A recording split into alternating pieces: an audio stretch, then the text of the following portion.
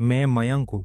पेशे से graphic designer और शौक से अकेले रहना पसंद करता हूँ। ये कहानी एक सच्चा अनुभव है जो मैंने 2023 की ठंडी नवंबर की रात में झेला है। उस समय मैं लखनऊ में किराए के एक 2 मंजिला मकान में रहता था। ऊपर छत थी और नीचे मेरा कमरा। मोहल्ला शांत था, आसपास ज़्यादा हलचल नहीं होती थी। लेकिन उस रात कुछ ऐसा हुआ जिसने मेरी ज़िंदगी बदल दी। रात के करीब 2 बज रहे थे। मैं लैपटॉप पर काम कर रहा था। बाहर ठंडी हवा चल रही थी। अचानक छत से ठक ठक की आवाज़ आई। मैंने सोचा कोई बिल्ली या कुत्ता होगा, लेकिन आवाज़ भारी कदमों की थी, जिससे कोई इंसान छत पर चल रहा हो।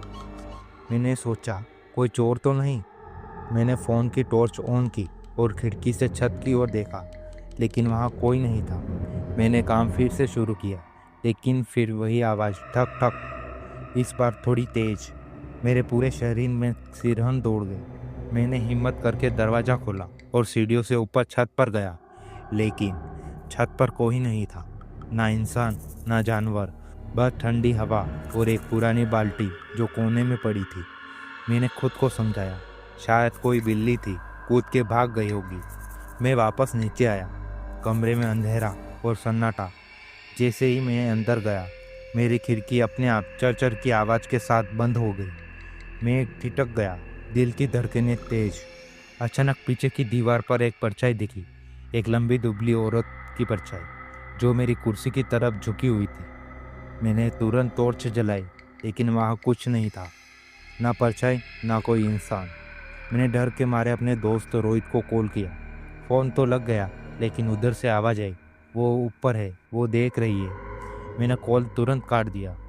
स्क्रीन पर नाम रोहित लिखा था, लेकिन आवाज़ किसी और की थी, एक औरत की, गहरी और भयानक। अब तो मेरी रूह कांप गई थी। मैंने खुद को कंबल में लपेट लिया, वो लाइट जला दी और सोने की कोशिश की, लेकिन फिर वही आवाज़। अब छत पर नहीं, मेरी अलमारी के ऊपर से आई, ठक ठक ठक। मैंने हिम्मत करके देखा।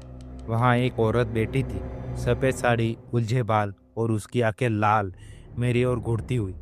मैं चीख भी नहीं पाया, मेरी आवाज़ जैसे गले में फंस गई हो। वो औरत धीरे धीरे खिसक कर अलमारी से नीचे उतरी और अंधेरे में गायब हो गई। मैं बेहोश हो गया। सुबह मेरी आँख खिड़की की धूप से खुली। मैं ज़मीन पर गिरा हुआ था, सिर में तेज दर्द। मैंने रोहित को फिर कॉल किया और उससे सारी बात बताई। उसने कहा, तू उस घर में अकेला नहीं है।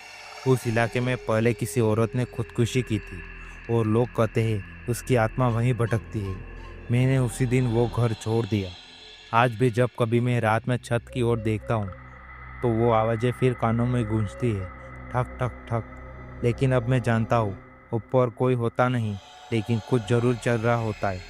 अगर आपको यह कहानी पसंद आई हो, तो चैनल को सब्सक्राइब करें और कमेंट में बताएं, क्या आपने कभी ऐसा अनुभव किया है। धन्यवाद।